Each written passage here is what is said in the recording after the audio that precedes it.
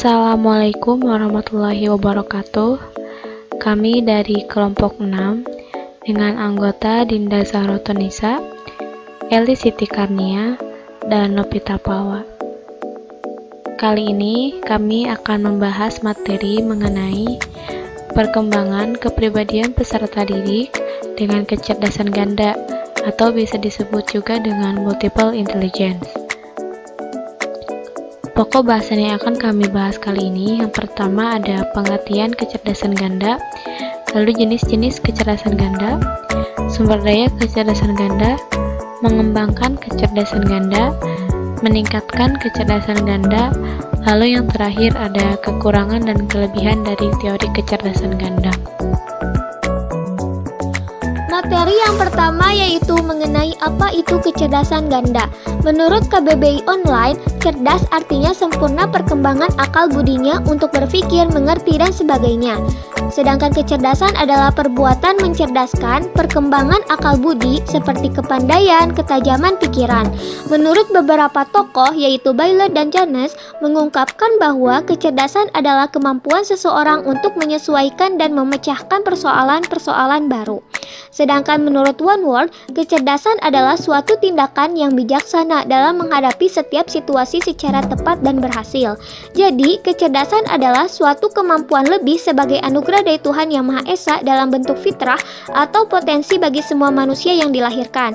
Namun, selain sebagai fitrah, kecerdasan juga dapat ditularkan melalui gen pembawaan dari orang tuanya serta daya dukung lingkungan terhadap perkembangan kecerdasan itu sendiri.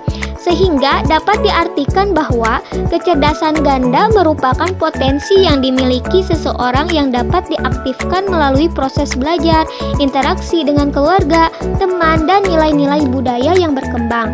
Kecerdasan mengandung dua aspek pokok, yaitu kemampuan belajar dari pengalaman, beradaptasi terhadap lingkungan. Selanjutnya, pokok bahasan yang kedua yaitu jenis-jenis kecerdasan ganda. Yang pertama ada intelijensi bahasa linguistik, ditunjukkan dengan kepekaan seseorang pada bunyi, struktur makna, fungsi kata, dan bahasa. Nah, biasanya orang-orang seperti ini cenderung senang membaca buku, berita, atau mendongeng, lalu senang berkomunikasi dan berdialog, lalu pandai merangkai kata-kata dan menafsirkan kata-kata, juga pandai mengingat dan menghafal. Nah, contoh orang-orang yang memiliki kecerdasan seperti ini biasanya yaitu seorang pengarang, penyair, wartawan, dan lain-lain. Lalu selanjutnya ada intelijensi logis matematis, ditandai dengan kepekaan pada pola-pola logis dan memiliki kemampuan mencerna pola-pola tersebut, termasuk juga numerik, serta mampu mengolah alur pemikiran yang panjang. Nah, biasanya orang-orang yang memiliki kecerdasan seperti ini cenderung lebih senang bereksperimen, bertanya, menyusun atau merangkai teka-teki, senang dan pandai berhitung angka atau bermain angka, dan mampu berpikir secara logis baik induktif maupun deduktif. Nah, contoh orang-orang yang memiliki kecerdasan ini adalah seorang ilmuwan, matematikawan, akuntan, insinyur, dan lain-lain. Lalu selanjutnya ada intelijensi visual spasial, kemampuan seseorang untuk memahami secara lebih mendalam hubungan antara objek dan ruang. Nah, biasanya orang yang memiliki kecerdasan seperti ini lebih senang merancang sketsa, gambar, desain grafik, dan tabel. Imajinasinya pun lebih aktif ya. Nah, contoh dari orang-orang yang memiliki kecerdasan seperti ini biasanya arsitek, pelukis, dan lain-lain. Lalu selanjutnya yaitu intelijensi musikal, kemampuan seseorang untuk peka terhadap suara-suara nonverbal yang berada di sekelilingnya, termasuk dalam hal ini adalah nada dan irama. Nah, biasanya orang-orang ini cenderung lebih pandai mengubah atau menciptakan musik, lebih peka terhadap musik, lebih peka dan lebih mudah menangkap musik. Nah, contoh dari orang-orang ini yaitu biasanya komposer, komponis, penyanyi, dan sebagainya. Lalu selanjutnya ada intelijensi kinestik, kemampuan seseorang untuk secara aktif menggunakan bagian-bagian dari seluruh tubuhnya untuk berkomunikasi dan memecahkan berbagai masalah. Nah, biasanya orang-orang ini cenderung lebih senang menari atau acting, pandai berolahraga, mudah berekspresi menggunakan tubuh. Nah, contoh dari orang-orang yang memiliki kecerdasan seperti ini biasanya atlet, penari, aktor, dan lain-lain. Lalu ada intelijensi intrapersonal, kemampuan memahami diri sendiri dan bertindak berdasarkan pemahaman tersebut. Nah, biasanya orang-orang yang memiliki kecerdasan seperti ini mampu menilai diri sendiri dan bermediasi, juga mampu merencanakan tujuan, menyusun cita-cita, rancangan hidup dengan jelas, juga senang mengekspresikan perasaannya yang berbeda. Nah, contoh dari orang-orang yang memiliki kecerdasan seperti ini biasanya seorang filsuf, peneliti, psikolog, dan lain-lain.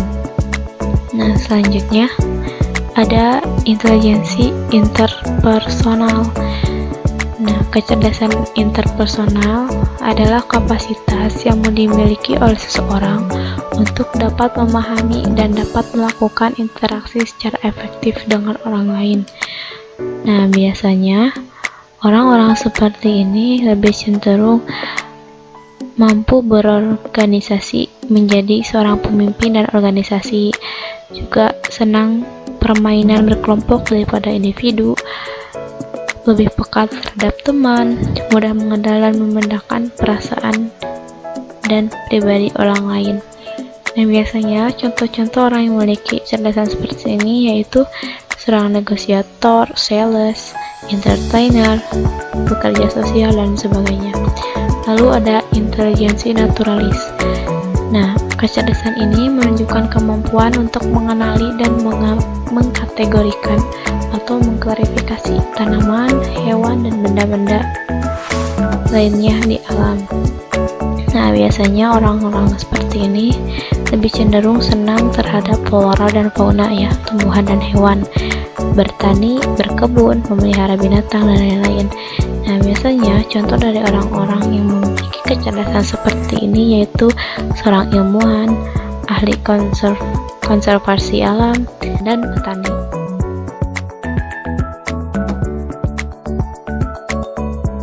Sumber daya kecerdasan ganda. Sumber kecerdasan ganda menurut Gartner 1999 antara lain meminta bantuan teman yang ahli, misalnya guru kehabisan akal untuk mengajar di kelas menggunakan musik karena kecerdasan musiknya tidak terlalu mahir. Cobalah minta bantuan pada guru musik sekolah. Lalu meminta bantuan peserta didik. Contohnya, memulai pembelajaran diawali dengan membaca doa terlebih dahulu. Lalu, menggunakan teknologi yang ada, misalnya, dalam pembelajaran kesenian, guru menggunakan CD musik apabila merasa kecerdasan musiknya tidak memadai.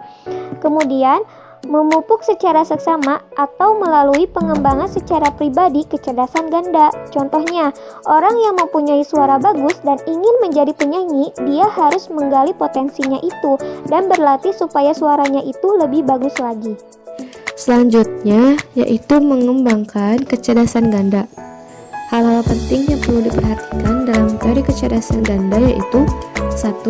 Setiap orang memiliki semua kecerdasan. Yang kedua, banyak orang dapat mengembangkan masing-masing kecerdasannya sampai ke tingkat yang optimal. Yang ketiga, kecerdasan biasanya bekerja bersama-sama dengan cara yang unik. Yang keempat, ada banyak cara untuk menjadi cerdas, dan kecerdasan dapat berkembang atau tidaknya bergantung pada 3 faktor penting, yaitu 1. Faktor biologis. Faktor-faktor yang termasuk di dalamnya adalah faktor keturunan atau genetis dan luka atau cedera otak sebelum, selama, dan setelah kelahiran. Yang kedua, sejarah hidup pribadi.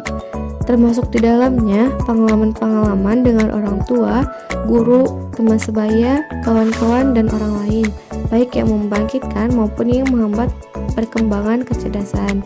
Yang ketiga, latar belakang kultural dan historis. Kultural adalah sesuatu hal yang terkait dengan kebudayaan kelompok tertentu serta kebiasaan mereka yang meliputi kepercayaan, tradisi, dan sebagainya, atau hal-hal yang berkaitan dengan seni rupa seperti melukis, teater, dan lain-lain, termasuk waktu dan tempat individu dilahirkan dan dibesarkan, serta sifat dan kondisi perkembangan historis atau kultural di tempat-tempat lain. Selanjutnya yaitu meningkatkan kecerdasan ganda. Dalam meningkatkan kecerdasan ganda, sejumlah cara atau metode dapat dilakukan untuk meningkatkan kemampuan-kemampuan individu.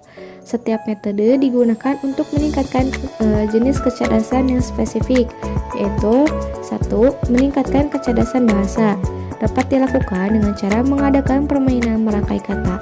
Dan buatlah buku harian dan usahakan untuk menulis tentang apa saja yang ada dalam pikiran setiap harinya sebanyak 250 kata.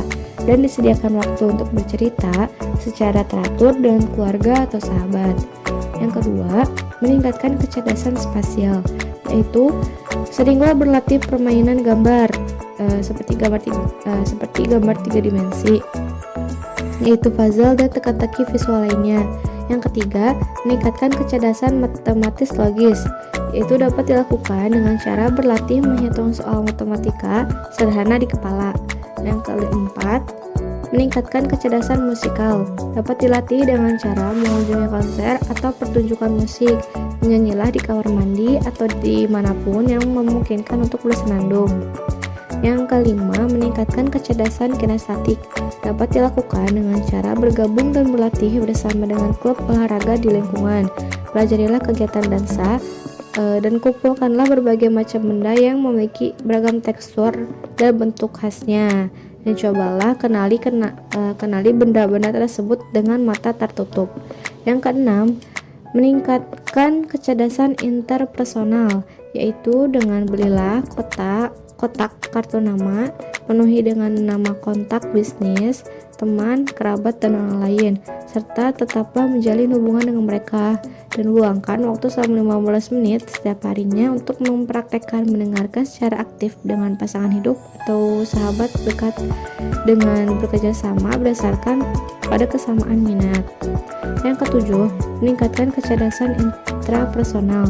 Dapat dilakukan dengan cara pilihlah tokoh favorit yang positif dan baca, serta jadikan mereka sebagai kawan imajinasi dalam memecahkan suatu permasalahan yang membutuhkan waktu pemahaman yang dalam. Lakukanlah sesuatu yang menyenangkan diri sekurang-kurangnya sekali sehari. Luangkan waktu sekitar 10 menit setiap sore untuk meninjau kembali secara mental berbagai macam perasaan dan gagasan yang dialami. Yang kedelapan, meningkatkan kecerdasan naturalis. Antara lain, peliharalah hewan favorit, tingkatkan frekuensi melihat acara-acara mengenai program flora dan fauna, dan cobalah untuk menahan diri untuk tidak merusak lingkungan seperti mencoret-coret meja, menginjak rumput kantor, dan memetik bunga yang sedang tumbuh. Kelebihan dan kekurangan kecerdasan ganda. Kelebihannya, setelah mengetahui kecerdasan yang dimiliki oleh anak, pembelajaran pun bisa dilakukan dengan lebih fokus karena seorang guru sudah paham bahwa peserta didiknya mempunyai kecerdasan dalam bidang yang ia sukai sehingga guru dapat lebih fokus dalam mengembangkan kecerdasan yang dimiliki peserta didik. Kemudian akan memberikan sudut pandang yang terkesan baru untuk pengembangan potensi yang dimiliki manusia. Maksudnya, kecerdasan ganda, maka orang lain tidak akan memandang bahwa orang tersebut dari satu sisi saja, tetapi orang lain bisa melihat dari sisi yang lain bahwa manusia tersebut tidak hanya memiliki satu kemampuan, tetapi kemampuan yang lainnya pun dia bisa melakukannya. Kemudian, memberikan berbagai macam harapan serta semangat yang terkesan baru, terlebih pada anak yang sedang melakukan pembelajaran. Karena dengan kecerdasan ganda, pada diri anak akan muncul suatu harapan atau semangat dikarenakan dia yakin bahwa dirinya tidak hanya bisa dalam satu bidang saja, tetapi bidang yang lainnya pun dia mampu. Lalu, memberikan kesempatan si pelajar agar lebih kritis serta memiliki pemikiran yang terbuka. Dengan kecerdasan ganda yang dimiliki pelajar, maka akan membuatnya semakin kritis dan pemikirannya yang terbuka, dikarenakan wawasan ilmu yang dia dapatkan begitu luas. Kemudian, menghindari penghakiman yang bisa dilakukan manusia dari sudut pandang sebuah kecerdasan. Karena dengan kecerdasan ganda, manusia tidak bisa menghakimi dirinya maupun orang lain bahwa dia atau orang lain hanya mampu dalam satu hal saja. Selanjutnya yaitu kekurangannya. Yang pertama, memiliki kontroversi terlebih pada yang diberikan ahli psikologi tradisional seperti mencampur adukan bakat, kecerdasan hingga keterampilan. Karena dalam pandangan psikologi tradisional, bakat, kecerdasan, dan keterampilan itu berbeda dan manusia hanya memiliki atau menguasai dari salah satu itu saja. Kemudian, memerlukan fasilitas yang begitu lengkap sehingga teori ini akan membutuhkan biaya yang jauh lebih besar. Misal, untuk mengembangkan bakat musik seorang anak, maka orang tua atau sekolah harus menyediakan alat musik yang sesuai dengan bakatnya. Lalu, jika dilihat di Indonesia, tenaga pendidik yang berada di Indonesia saat ini belum sepenuhnya telah siap untuk melakukan praktik ini karena sudut pandangnya masih bersifat tradisional. Oke, yang terakhir, kesimpulan jurnal.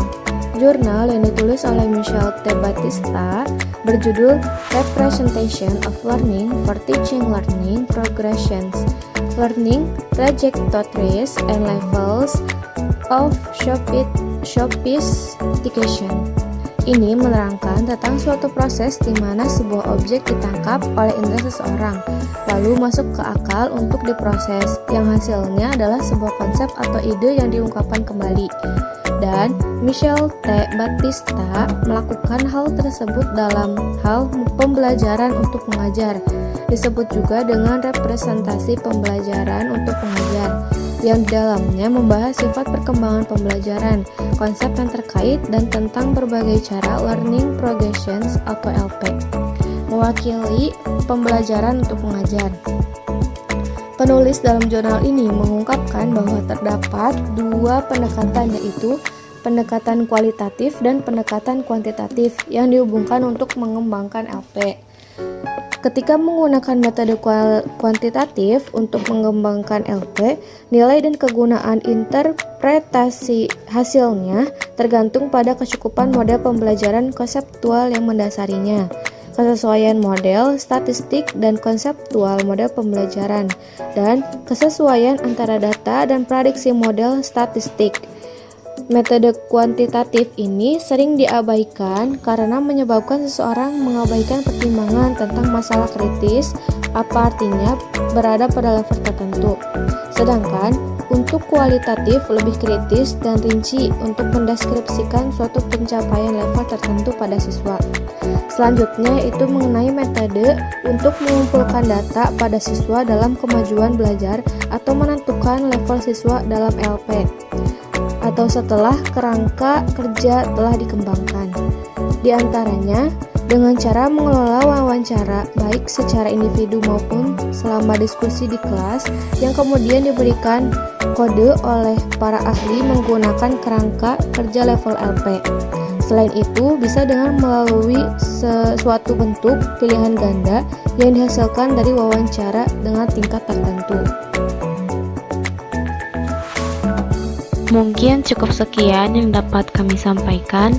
Terima kasih atas perhatiannya. Kurang lebihnya mohon dimaafkan.